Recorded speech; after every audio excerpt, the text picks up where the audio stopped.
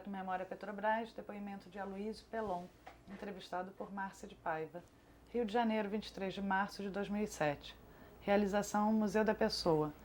Entrevista T-Inter, número 9. Gravando.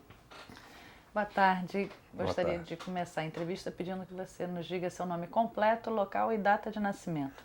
Aloysio Pelon de Miranda.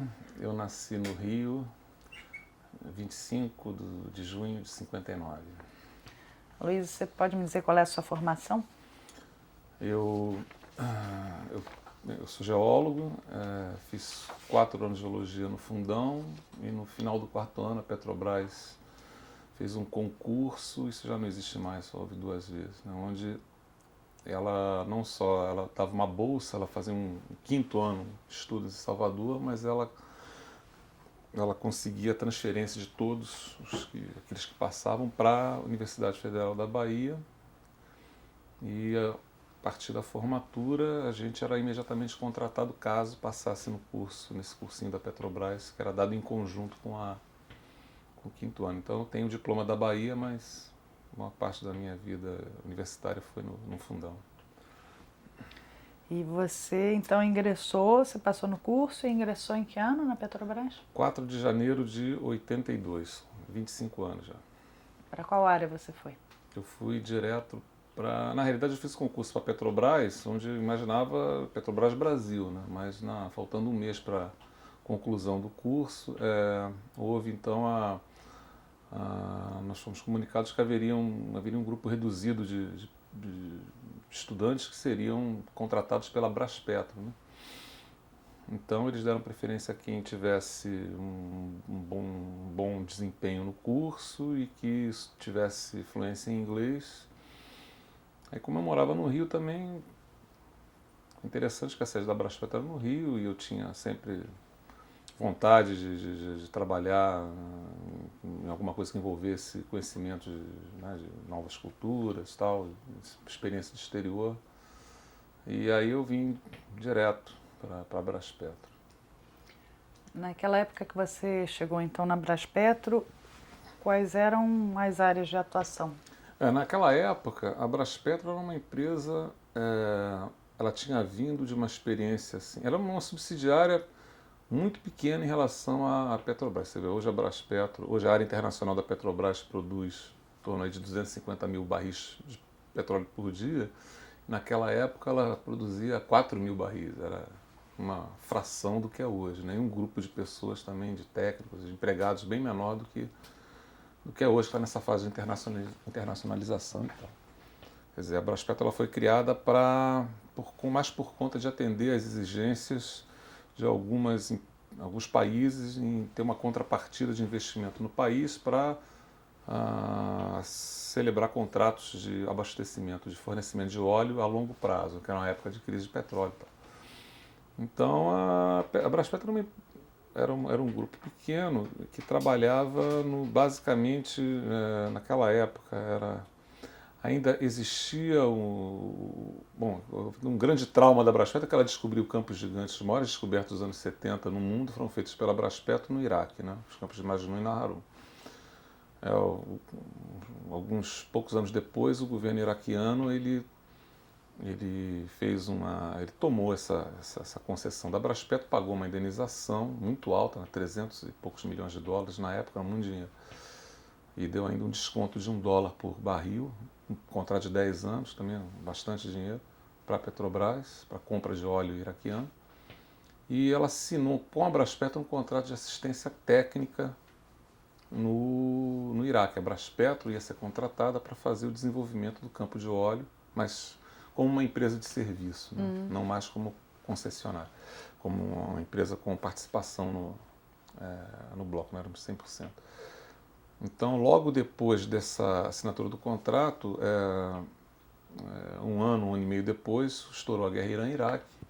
Houve aquele problema aí, nós tínhamos 150, entre funcionários e empregados, 150 pessoas em Basra, na fronteira entre o Irã e o Iraque, eles tiveram que ser evacuadas e tal. E nessa época que eu entrei, ainda havia, quer dizer, foi depois do início da guerra, ainda havia um resíduo de trabalhos, né, que seriam feitos para assistência técnica.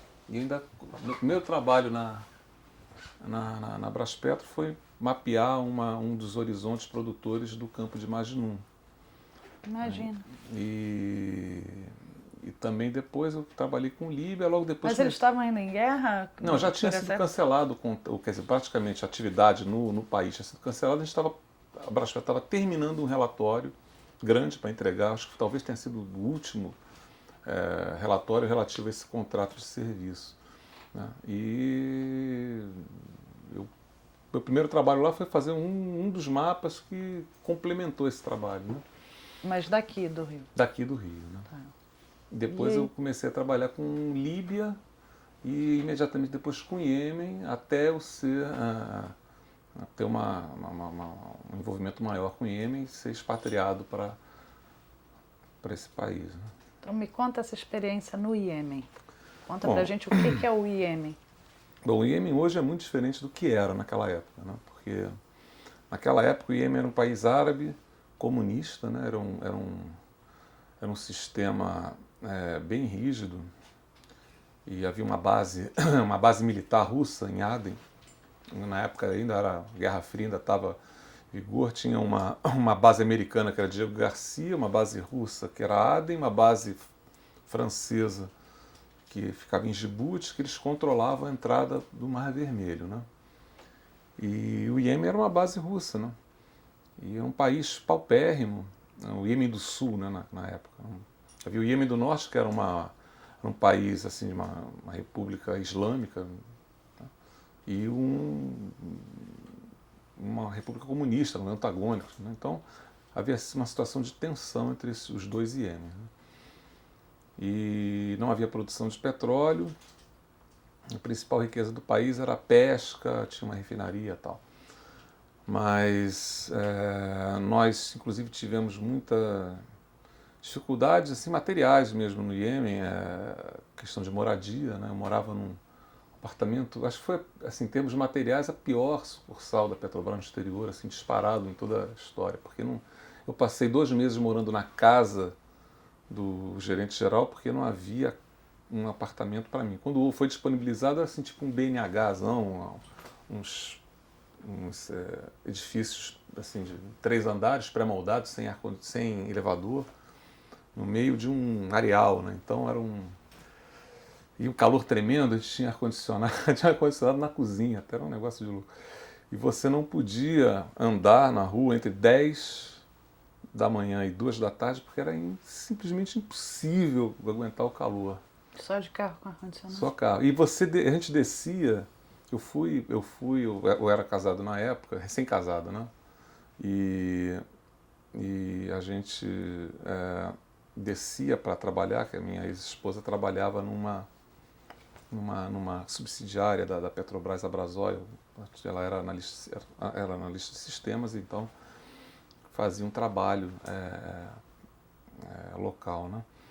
E nós descíamos do apartamento para o carro e você chegava no carro já completamente molhado de suor. Um troço impressionante. Era uma umidade tremenda, porque era no Porto, em Aden, a capital era no beira-mar. E no verão as temperaturas, a faixa era de entre 40 e 47, assim, direto. E não tinha praia? Praia tinha, mas você no verão não podia ir. Só podia ir à praia no inverno porque você tinha uma insolação. A temperatura da água era muito, muito alta e você saía e não tinha aquele ventinho pós-saída do mar. Né? Então, era até engraçado. Também não tinha muito perigo, mas era engraçado porque eles não estavam acostumados com mulheres de maiô, biquíni. Né? As mulheres entravam na praia com roupa. Então a gente ia a uma praia afastada do centro. Aí ficava um bolinho de iemenita em volta. A gente mudava para o outro lado e até eles iam descobrindo onde os... Quer dizer, não nós e outros, né? Eram pouquíssimos também estrangeiros, né? Não tinha ocidentais. Né? Mas era uma piada. E a outra coisa que era bastante estressante é que não havia nada o que fazer. Você não tinha uma televisão local. Você não tinha... Bom, teatro, show, você esquece. Né? Agora, televisão era uma época pré-TV a cabo, pré-internet, pré-tudo. Né? Fui para lá em 84, a guerra foi em início de 86. Então, você ligava a televisão, parecia uma rosa, assim, a fotografia de uma rosa, ela ficava de manhã até 8 da noite. A Rosa tocando uma música árabe. E aí tinha entrava um jornal que era um jornal, era o único programa em inglês que tinha, era um jornal internacional, mas ele ia assim do Sudeste Asiático, aí o mais ocidental que tinha era Marrocos, então não adiantava muita coisa.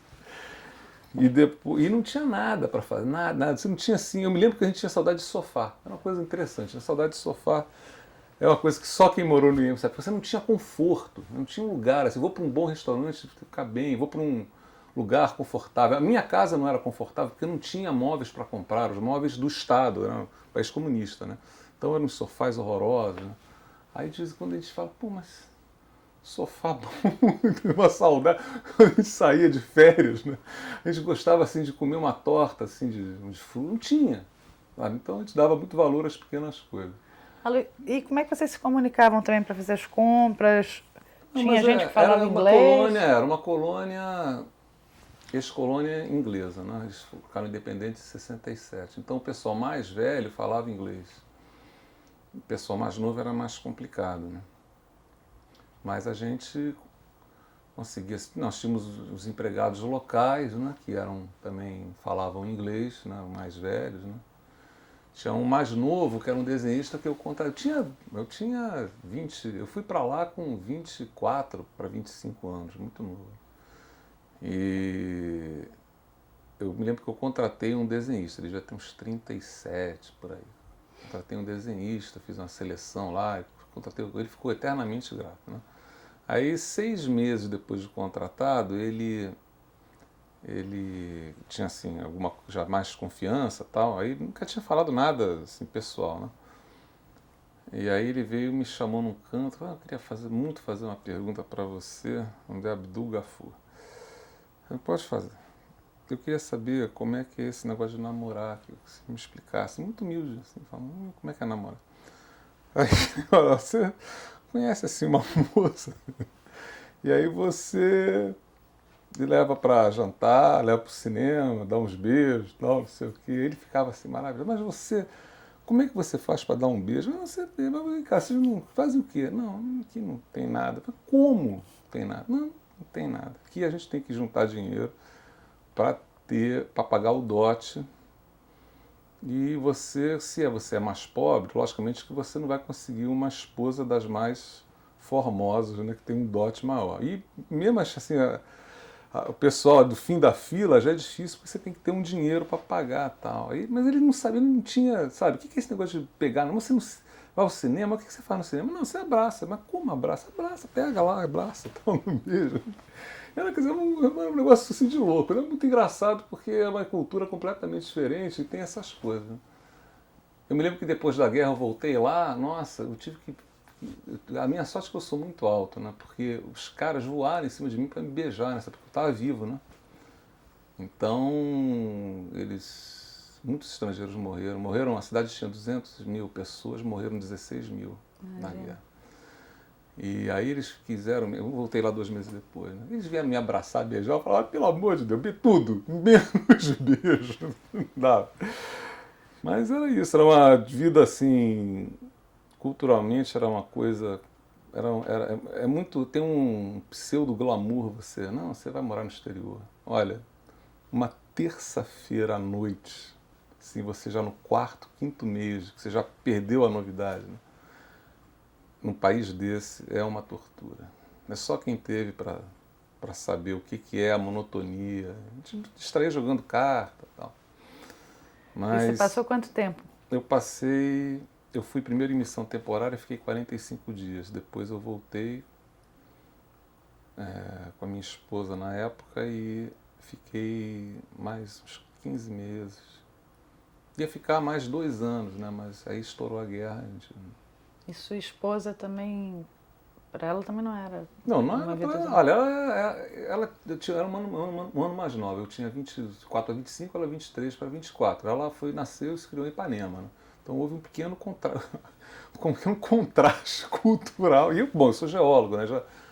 Desde a faculdade a gente vai para o interior, faz mapeamento e tal. Ela sempre ficou ali no circuito Visconde de Pirajá, Maria Quitéria e tal. Então quando ela chegou em Aden, foi um negócio de louco.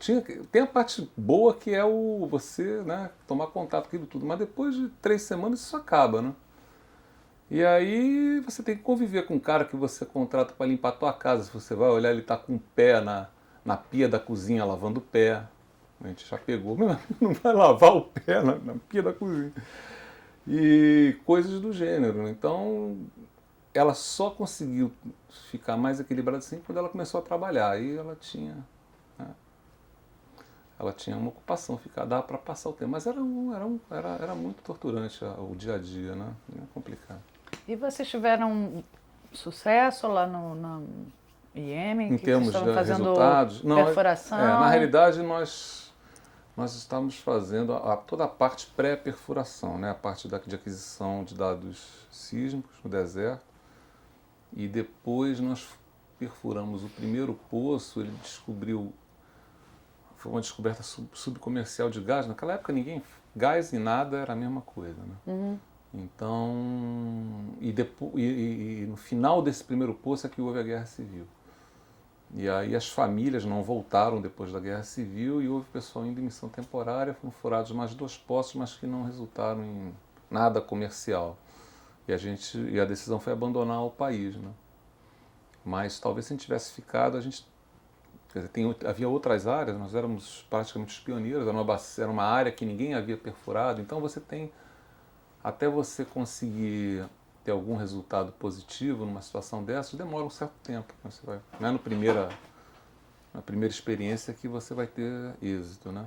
E faltou essa sequência. Depois foi descoberto petróleo em outras áreas, né? E a gente já tinha saído, mas em função mais do trauma da Guerra Civil, que foi muito violento para nós, realmente. E de lá, você foi para onde depois? Ou depois... Não, aí depois em termos de como residente, eu não fui mais residente em nenhum país, né? Mas eu fiquei na Brasperto, tenho 25 anos de área internacional. Então, participei de vários projetos, depois, principalmente Argentina. Aí você ia e voltava? Missão temporária, né? E, assim, lembrando dos principais, Argentina e Bolívia, que foi uma coisa que me marcou muito, porque eu fui lá para instalar o escritório, né? Logo no início? Logo no início. Não tinha nem Petrobras Bolívia. A gente foi. Aí nós contratamos o primeiro funcionário. Não, o Décio veio depois. Então me conta desse início. Esse início eu fui. Interessante, né? Porque o ex-gerente geral no Iêmen estava para se aposentar, o José Almeida dos Santos, né? E aí precisava ir na Bolívia para instalar o escritório, né? Formalizar a assinatura do contrato. Então ele foi designado para isso e precisava de alguém da área técnica para dar uma olhada nos blocos, ter a primeira visão e ajudar também a escolher o escritório e tal. E eu fui, né? Então, nós chegamos lá em Santa Cruz, a gente não sabia nada do país, né? E eu fiquei até surpreso, porque Santa Cruz é uma cidade que está numa altitude mais ou menos baixa e parece uma cidade do interior do Brasil, né? Aí nós fomos olhar, ficamos no hotel e perguntamos, tinha uma recepcionista que era muito competente, né, trabalhava com fax, com coisa naquela época. A gente achava que... E ela era brasileira, casada com um boliviano, tinha nacionalidade boliviana. Aí a gente perguntou, você quer ser a primeira funcionária da Petrobras? Até brincando, a primeira funcionária da Petrobras no Brasil, na Bolívia? Ela quer, sim, quer. Então tá, você vai ser a primeira. E ela está lá até hoje, né? Até hoje ela, quando tem essas festas da Petrobras, hoje tem, sei lá, 3 mil empregados. A Petrobras Bolívia hoje responde por 10% do PIB da Bolívia. Então, quando tem essas festas, ela é lembrada, é a primeira funcionária. A gente fica Como é que é o nome dela? Você não me pergunta não. Tá bom. Esquece. Faz essa maldade. Esquece, eu vou lembrar. Ela era recepcionista, uma brasileira, recepcionista do hotel. Recepcionista e tá lá até hoje. Mas aí me conta, então, desse iníciozinho. Vocês foram... Nós fomos visitar as áreas. Quer dizer, a área de trabalho é nos Andes, né? Então, sabe que a Petrobras, ela está... No Brasil, então, principalmente no mar, offshore e tal. A gente trabalhou em algumas áreas, várias áreas no exterior, mas nenhuma com a complexidade do relevo dos Andes bolivianos, né? Então a gente levou um susto, porque a gente tinha que fazer um levantamento de sísmica, né, que é um método geofísico para você indicar onde vai furar. E você tinha assim, diferença de relevo quase de um corcovado, né? Você estava num plano, tinha uma montanha enorme, você tinha que fazer um trabalho muito difícil, né? Então a gente primeiro ficou muito surpreso com a dificuldade e foi uma aventura, um desafio desde o início. Mas foi muito assim gratificante porque o trabalho da exploração, que é o trabalho fundamental para a empresa, porque é ela que vai levar a descoberta de reservas, né, e posteriormente produção de petróleo e gás, ela trabalha com um índice de sucesso nos projetos na faixa aí de 15% e 20%, ou seja, você de cada 4 ou 5 projetos, um é um êxito e 4 são fracassos, como foi o caso do Iêmen. Né? Às vezes você se envolve emocionalmente com isso, não é só o trabalho, você se envolve 2, 3, 4 anos, e de repente não é comercial, você não consegue atingir, você abandona aquilo e começa tudo de novo. Então, para mim, esse projeto da Bolívia foi um projeto onde eu entrei desde o início, participei e que eu vi realmente o impacto. Quer dizer, para mim foi um aprendizado, porque não é só a questão do êxito comercial para a empresa, né, que já é um negócio que já é altamente gratificante. Mas é você ver o país que você está entrando, principalmente um país mais pobre, né, isso aí num país desenvolvido nem significa tanto, mas um país como a Bolívia, né, a descoberta do gás, né, 2 campos gigantes de gás. Eu queria que você me contasse quais foram os 2 campos. Isso aí vocês tiveram... o San Alberto, eu era o coordenador de exploração, o Gerson Faria Fernandes foi o primeiro gerente-geral, foi designado depois que nós assinamos o contrato. Depois, algum tempo depois, começou a vir o pessoal do do gasoduto para fazer a construção. Mas eram campos de San Alberto e Sábalo. Né? São 2 campos gigantes de gás, eles entraram em produção em 2000, 2001 e eles respondem a isso, pelo consumo, basicamente, boa parte do consumo de gás no Brasil vem desses campos. Né? Então, e o país, a gente viu a mudança no país, né, que houve em função dessas descobertas, a quantidade, como de Santa Cruz se desenvolveu, né, depois da entrada não só da Petrobras, mas das outras companhias de petróleo.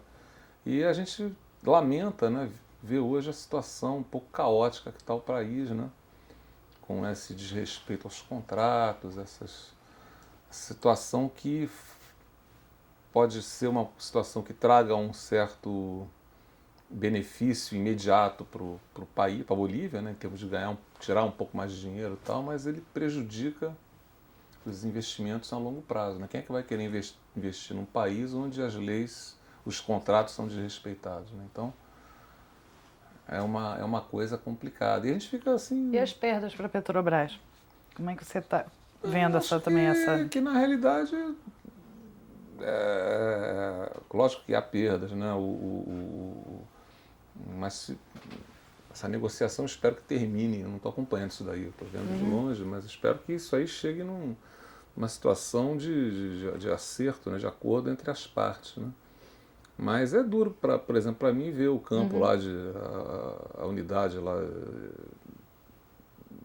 as baterias lá de produção de gás no interior da Bolívia seriam ocupadas pelo exército boliviano, essas coisas, né? Dizerem que a Petrobras é uma multinacional que está tirando dinheiro. A Petrobras que criou, a riqueza está... Gás debaixo do solo é zero, é riqueza zero, não tem nada ali, você não consegue gerar dinheiro daquilo. Né? E a Petrobras foi a empresa que tornou aquele potencial bem uma riqueza para o país. Né?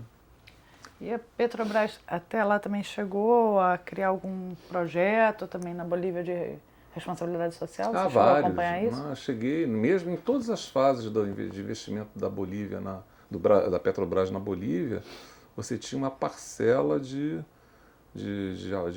apoio a alguma atividade social. Mesmo na época, nessa parte preliminar, que é a aquisição de dados sísmicos, né, que é a primeira atividade, a gente tinha uma rubrica lá no nosso orçamento de apoio às comunidades locais. Eu mesmo já cansei de levar...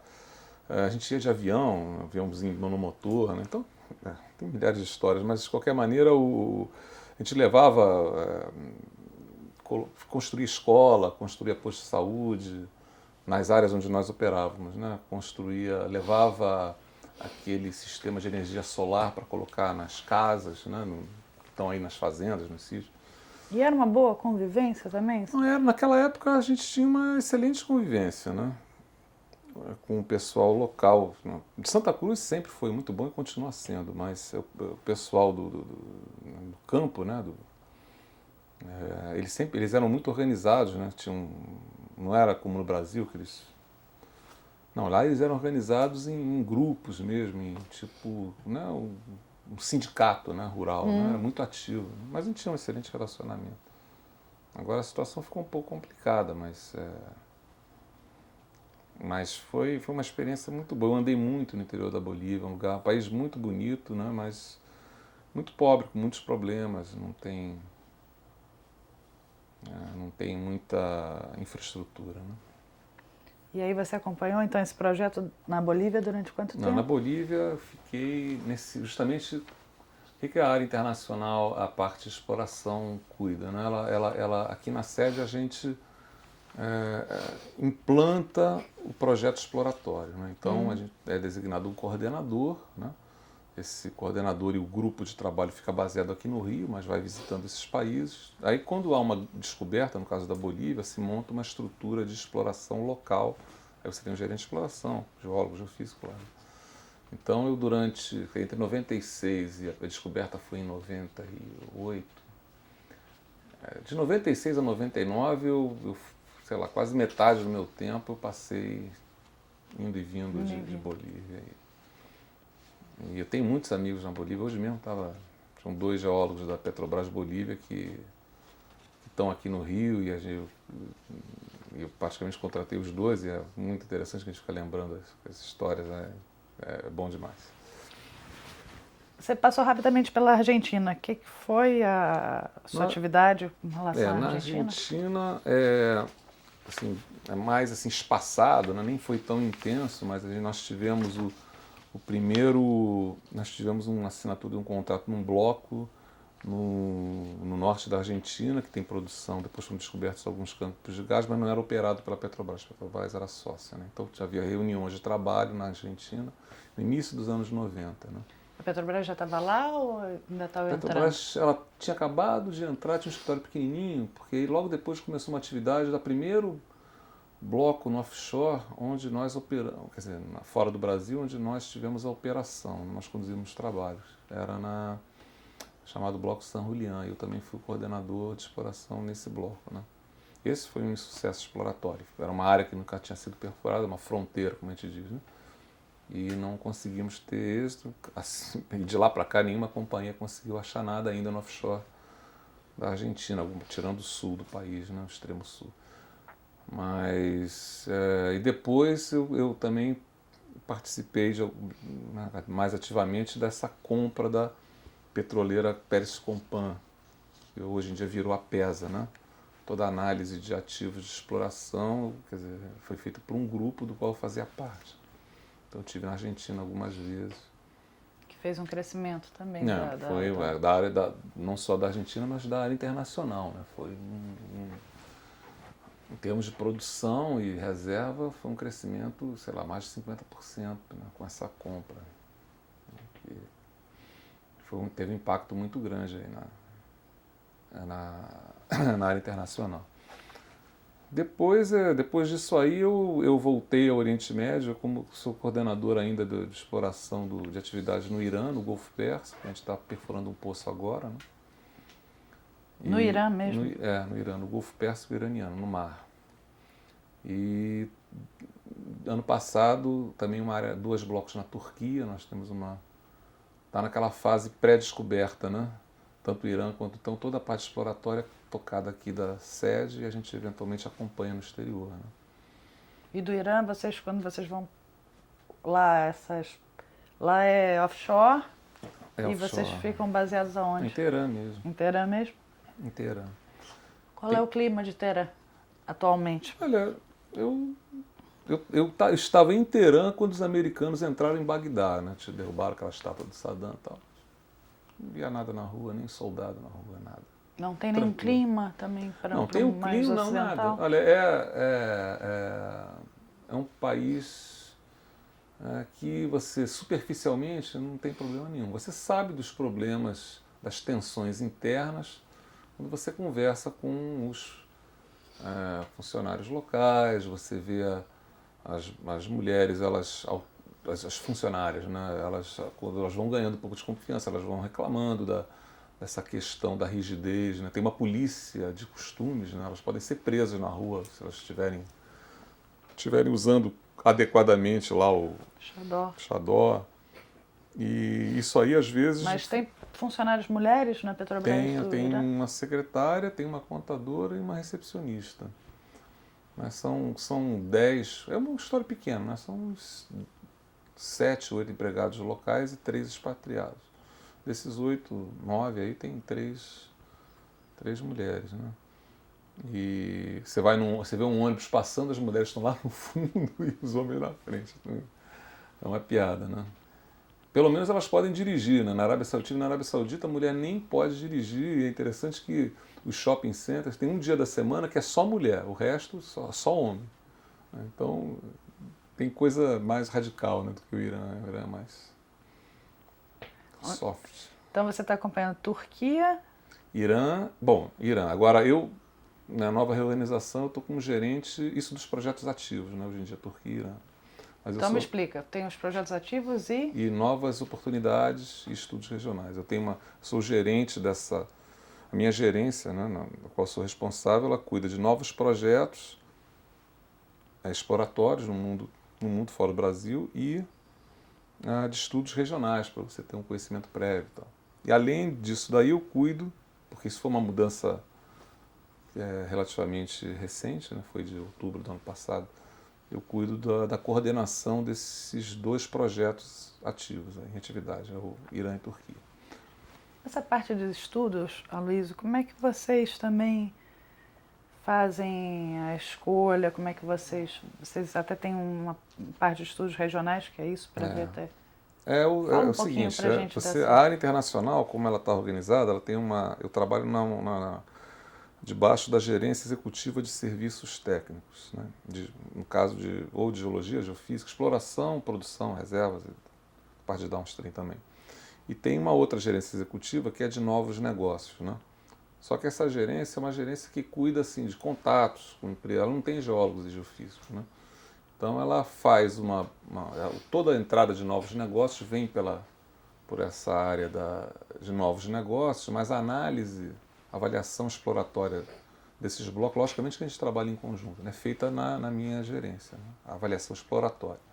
E, eventualmente, quando a gente vai olhar uma área nova, um país novo, tal, a gente faz um grupo onde você mistura pessoal desse desenvolvimento de negócio, que vai cuidar da parte contratual, dos termos do contrato, tipo o relacionamento com a empresa que está oferecendo ou com o governo, e nós vamos cuidar exclusivamente da avaliação de geologia e geofísica, né? Isso aí depois, se vai para frente, isso é passado para uma outra gerência que cuida da parte de estimativas de custos de produção, de desenvolvimento da produção, e uma outra área que faz análise econômica para ver se esse projeto tem consistência econômica, né? Aí, caso seja aprovado, se faz uma reunião e uma proposta que eventualmente pode ser aceita ou não pela empresa que está oferecendo, ou pelo país que está fazendo uma licitação. Em quantos países vocês estão agora? Olha, nós estamos na América do Sul, para quase todos os países, né, em termos gerais. Em termos de exploração, nós estamos na Argentina, na América do Sul, Argentina, Bolívia, Equador, Peru e Venezuela. E Colômbia. Venezuela Colômbia também? E Venezuela também. Através da Venezuela, nós temos um escritório lá, e nós temos uma associação no offshore, uma área de exploração, e temos interesse também em uma área que veio da PESA, veio da Pérez Compan, né, que foi quando foi comprada a Pérez Compan. Houve também modificações contratuais, da mesma maneira que houve na Bolívia, está havendo na Venezuela, e estão sendo criadas empresas mistas entre Petrobras e PDVSA para tocar esses projetos de produção lá. Uhum. Também nós estamos muito ativos nos Estados Unidos, na parte de exploração, com grandes descobertas nos últimos anos. Né? Offshore? Offshore, no Golfo do México. E a gente vai colocar a primeira plataforma no Golfo do México, baseada no conceito de plataforma que não é fixa, né? Ela pode ser retirada, como são várias plataformas aqui da Bacia da Bacia de Campos, né? FPSO, né? FPSO.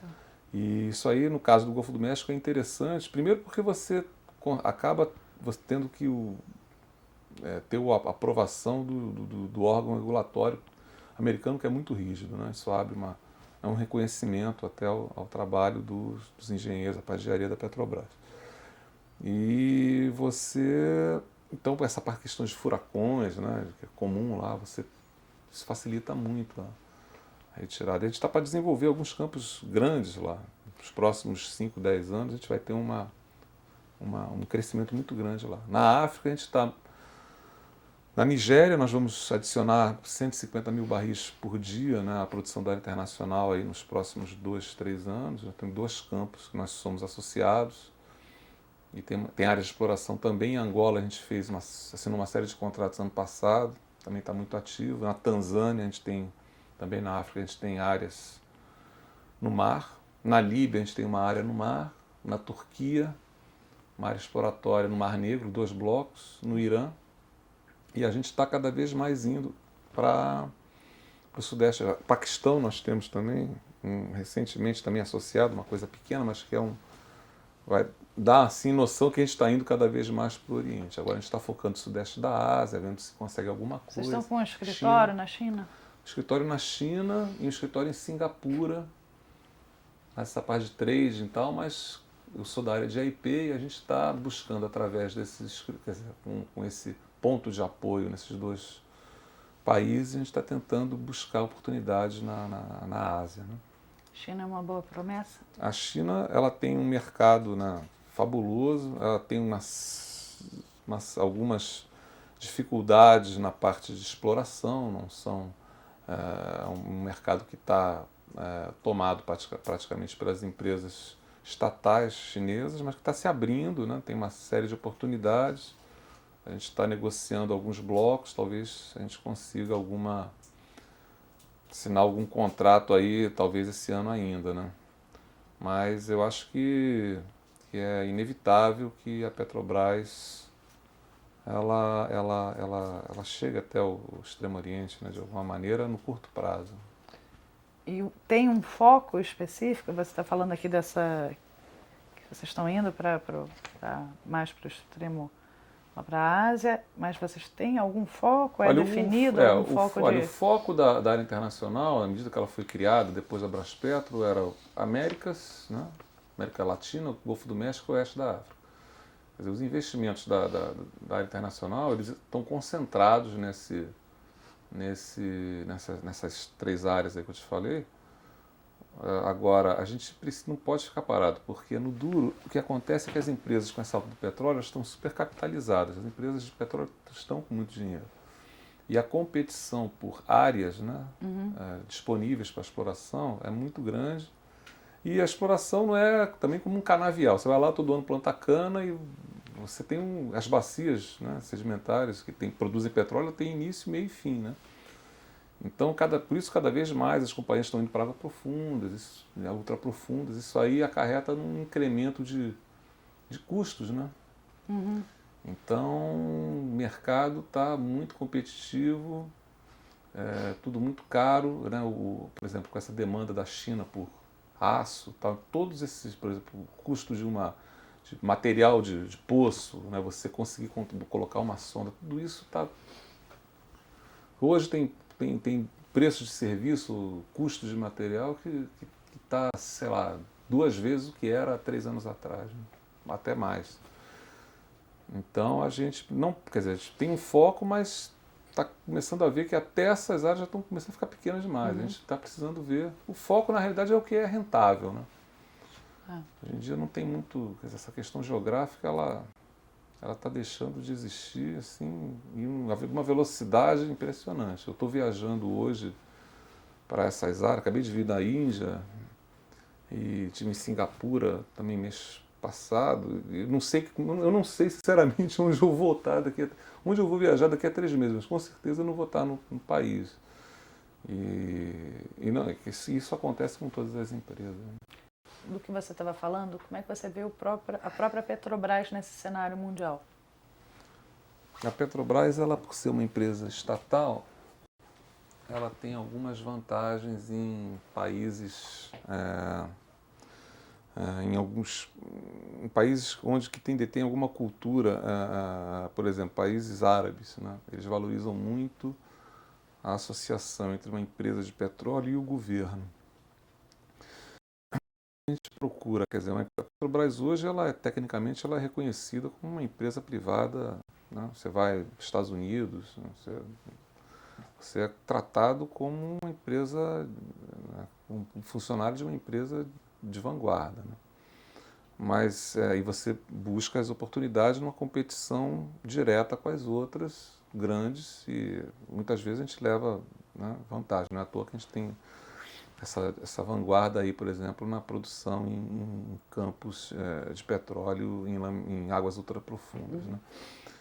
Mas quando a gente pode associar alguma vantagem por ser estatal, aí fica realmente bastante interessante, porque, por exemplo, países árabes, Extremo Oriente, que agora a gente está começando, China, né, tal.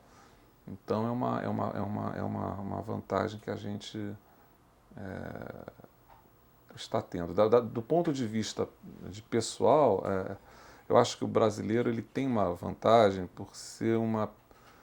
pelo fato de ser normalmente um povo que não tem uma cultura imperialista, né? Ou seja, ele não é visto como alguém do primeiro mundo, ele nem tem aquele vício de tentar se impor por ser do primeiro mundo, coisa que é comum. Você vê um europeu, um americano, às vezes ele quer, numa discussão, ele acaba levando para o lado de, bom, mas eu sou... Arrogância. Arrogância, né? Então isso é muito admirado pelos países, principalmente do terceiro mundo, né? E agora a gente tem algumas, né? Não é um processo assim pessoal dos mais fáceis de você sair. Primeiro é você ter noção que o Brasil ele não está no eixo Estados Unidos, quer dizer, na realidade a gente é um país que ainda está numa assim, meio fim de linha, né? A gente não está, né? Então a gente às vezes, e a gente fala português, né? Então não é todo mundo que, quer dizer, agora está mudando muito, né? Mas quando eu entrei na empresa, as pessoas que falavam inglês, por exemplo, era uma grande minoria. Ninguém falava espanhol, todo mundo ficava aquele portunhol horroroso que não serve rigorosamente para nada quando você vai tratar de negócio, né? Então você, pela barreira da língua e pela barreira geográfica, você é obrigado a correr atrás, né? E o que eu vejo é que isso acaba também sendo, você passando essa barreira inicial, acaba sendo uma vantagem porque você acaba falando várias línguas e você acaba usando de maneira inteligente essa sua condição de não primeiro mundo, né? Então você mantém um respeito técnico elevado, mas você fala de igual para igual, isso acaba tem sempre uma vantagem nisso. E empresarialmente a empresa vai muito bem, né? Detém reserva. Hoje em dia quem tem reservas de óleo e gás, a empresa que tem reservas em crescimento, ela está realmente com tudo. A Petrobras tem uma relação reserva-produção aí de mais de 10 anos, coisa que uma AESO não tem, quer dizer, considerando as dimensões, mas você faz uma previsão assim de futuro em termos de empresa, a Petrobras vai se destacar, quer dizer, vai ter uma presença no exterior ainda, ou como empresa no Brasil e no exterior, crescente cada vez mais, né? Então isso aí é um fator que quer dizer, deixa a gente bastante... quer dizer, né, voltando, né, quando você entra, faz uma retrospectiva, vê o quanto se produzia no Brasil, quanto se produzia no exterior, né, em termos de Petrobras, o que ela é hoje, né, você vê o progresso que foi, né? E a resistência também à questão da quebra não a quebra do monopólio, que de uma maneira ou de outra até alimenta a competição, não tem problema nenhum, mas a resistência a você privatizar a Petrobras, como a importância disso para o país, né, como isso aí alavanca realmente empregos, né, na indústria. E a gente sabe como isso daí não acontece quando uma empresa não tem o menor compromisso com o país e tem um compromisso com o lucro, né? Então, tem essa questão do papel da Petrobras na sociedade, que é um diferencial do funcionário da Petrobras, nem por ser funcionário da Petrobras, mas o corpo técnico, principalmente, né, que é com quem eu convivo mais, é aquele sentimento de você estar aplicando dinheiro público, né, e tentar fazer essa aplicação do dinheiro público um bem para o país, né, isso é uma coisa muito presente no subconsciente, ali, no que está ali intangível. Né. Isso aí não é ensinado por ninguém, isso aí você vem de um certo... Né, própria história da Petrobras, e aquilo é passado, naquela responsabilidade com o dinheiro público, o que isso vai resultar para o país, né? Uma coisa que é incentivada pela própria empresa, né? Que, ao contrário de outras empresas estatais, ela consegue se preservar em termos de influências políticas. Claro que o presidente é designado pelo presidente, a diretoria, mas o corpo técnico, ele leva, quer dizer, há um planejamento de longo prazo, né? Que a troca de presidentes influencia relativamente pouco, né? Isso que eu queria também, você até já falou um pouco, mas o fato dela ser uma estatal em comparação com as outras que você tem visto aí, né, por essas negociações, como também capacidade, a gente pode colocar como superior, como é que é em nível Olha técnico? A Petrobras não tem nada a dever a nenhuma outra empresa de grande porte que existe no mundo. Em termos técnicos, ela principalmente devido ao esforço, né, falando mais da área de exploração, de você ter feito nos anos 70 e início dos anos 80 o programa maciço de envio de geólogos e geofísicos para mestrado e doutorado no exterior. Então criou uma capacitação e o próprio poder de investimento da empresa, né? Que você investir em água profunda naquela época é realmente uma ousadia. É uma consequência de você não ter óleo em terra, né? Quer dizer, não é assim, ou ser ousado, é porque você pega a Venezuela e o México, eles têm tanto óleo ali que eles acabam, hoje em dia eles não têm tecnologia para água profunda, empresas estatais, mas porque eles tinham a facilidade de ter. Né? Então a Petrobras foi levada a desenvolver todo um programa de exploração e de engenharia de perfuração e produção para atuar em lâminas d'água de água profunda. Isso aí poucas empresas têm esse ciclo completo, né? Agora, se você olhar, por exemplo, tem coisas que não dá para comparar, né? Você pega uns salários, por exemplo. O nosso salário em relação ao salário de uma chega a ser ridículo. É o né? salário de uma? De uma multinacional, né? Tá. Uma empresa privada. Tá. Né? Ele é bem menor, né?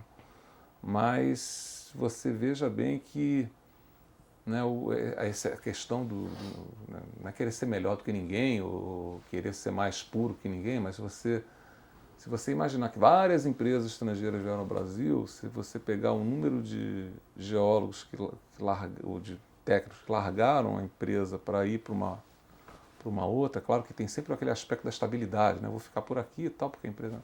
Mas pelo salário que é oferecido aí fora, é para ter tido uma debandada. Né? E isso não aconteceu, né? Porque no duro, a gente sabe da responsabilidade. É um negócio interessante que não dá também para tentar colocar assim com números, mas é um sentimento que ele está assim, permeando a área técnica. Né? É um certo orgulho de estar prestando serviço essencial, né? Bacana. Ao país. Né? Mas, em termos de técnica, não. A gente está em igual para igual e tentando, aí, concorrendo, lutando, briga de foice para conseguir novas áreas, novos horizontes aí no exterior. Né? Luiz, você entrou em 82. Queria te perguntar também como é que foi o processo de incorporação da Braspetro pela própria área internacional. O que mudou? Mudou a escala, né? Porque a Braspetro era uma subsidiária que tinha uma limitação de investimento, né?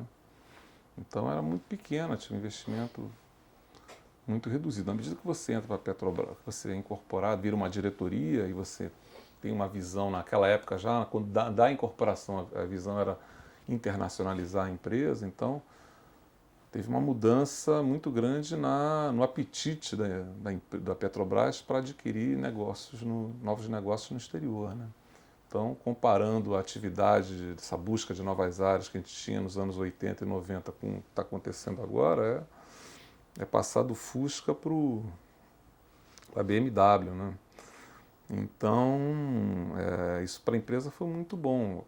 Tem algumas coisas em termos de agilidade, tal, que a gente, por ser uma subsidiária menor, tal, você conseguia as coisas eventualmente, mas no geral foi um benefício tremendo para a área internacional ela ter saído da condição de subsidiária, né, de Petrobras para ser uma área, né, efetiva da empresa. Então esse processo, a valorização desse processo de internacionalização, a gente pode marcar mais ou menos de que período? A partir do século XXI, né? Vou botar assim, século XXI, ele tem algumas marcas anteriores, né? A própria Bolívia, né? Uhum. Ela é quer dizer, o próprio Iraque, né? Na descoberta a Braspeto com 5 anos, descobriu o maior campo da década de 70, um negócio que é muito significativo, né? E nos anos 90, nos anos 80 foi um período, 80, 90, período de petróleo, preço de petróleo baixo, que não favorecia também muito o investimento, né? A descoberta da Bolívia foi uma coisa que chamou atenção para a questão estratégica, né? A Petrobras, ela estava...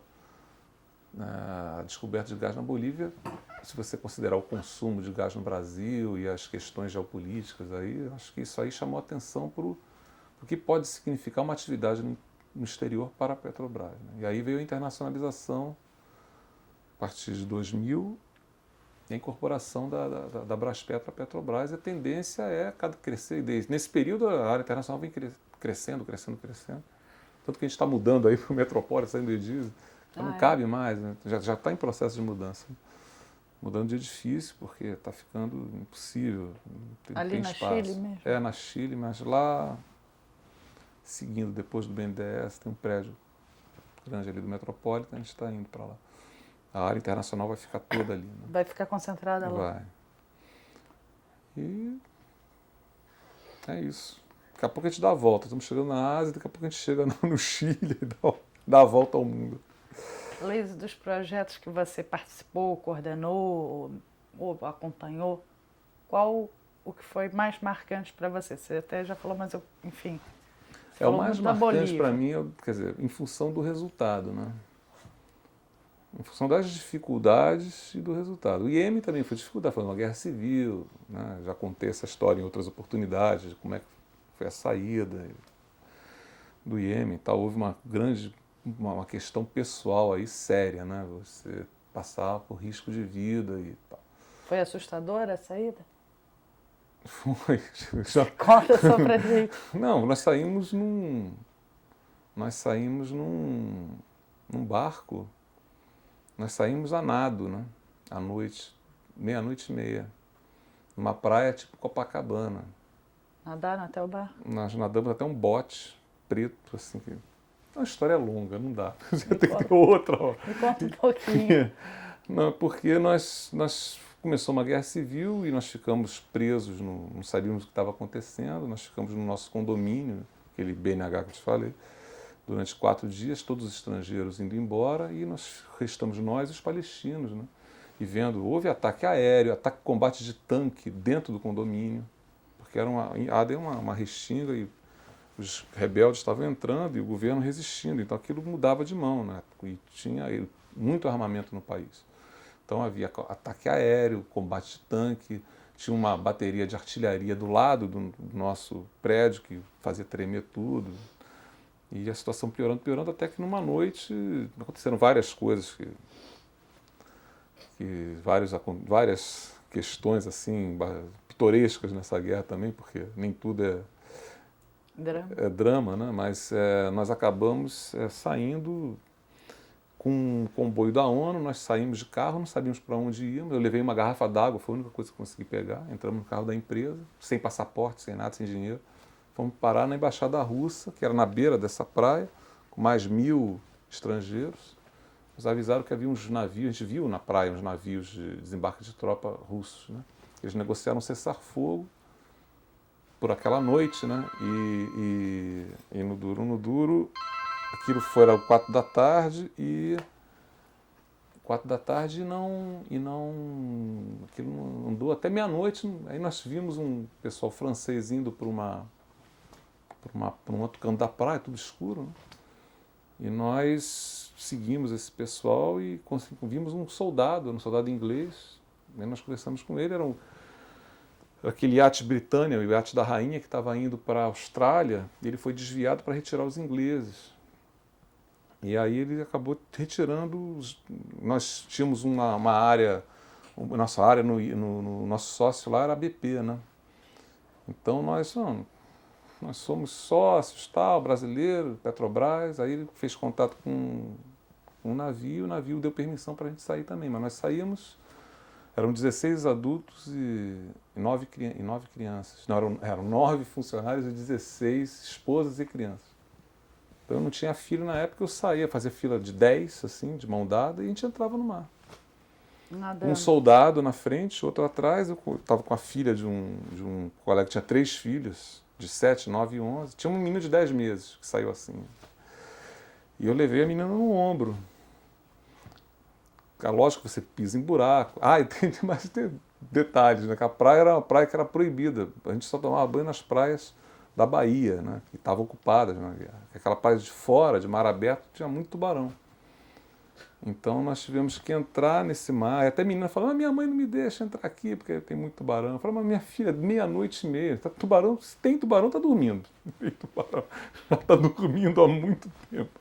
Aí ela se acalmou. Aí nós fomos, e aí lógico, foi aquela fila aguentou 15 segundos, né? Porque começou a vir onda, começou a abrir. Eu preocupado com a menina, com a minha esposa na época, ver o que estava acontecendo ali e tal.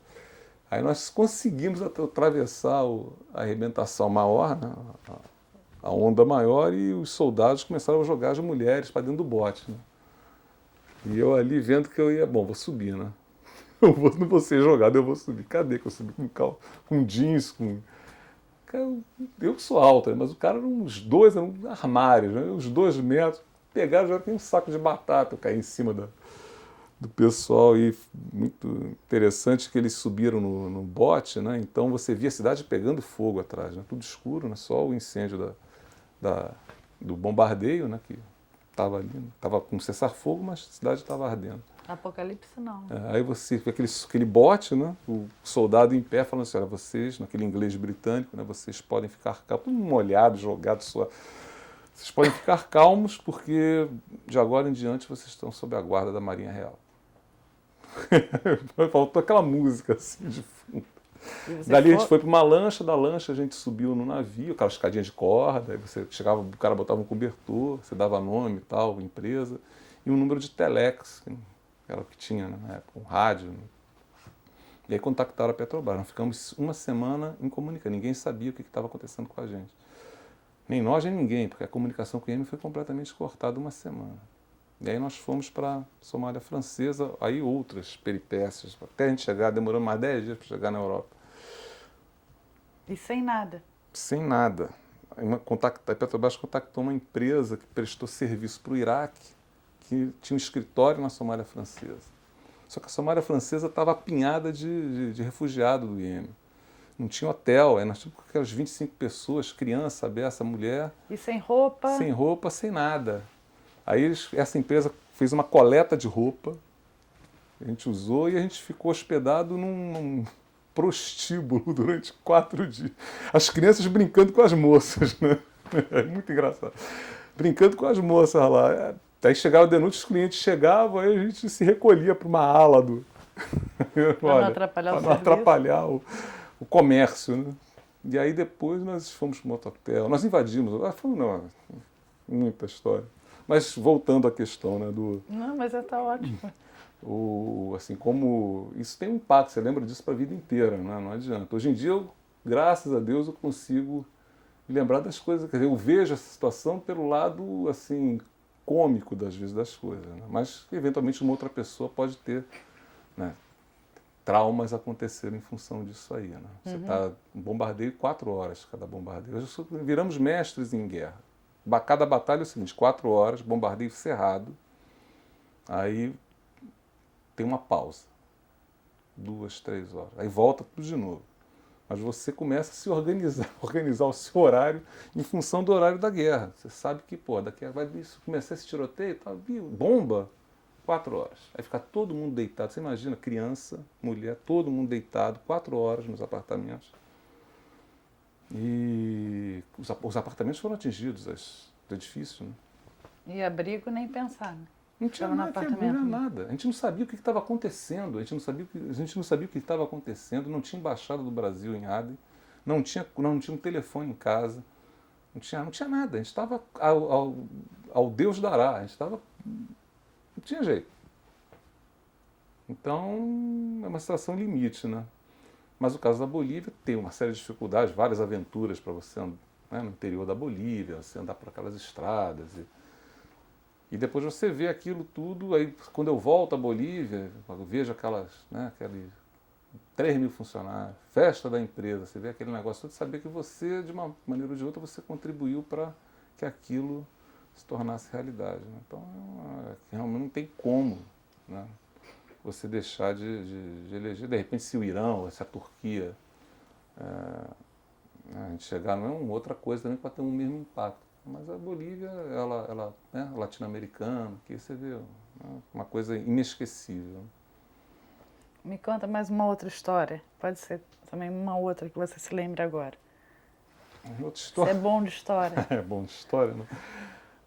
Assim, olha, sinceramente, Bolívia, são tantas coisas. Bolívia a gente ia num monomotor para o campo.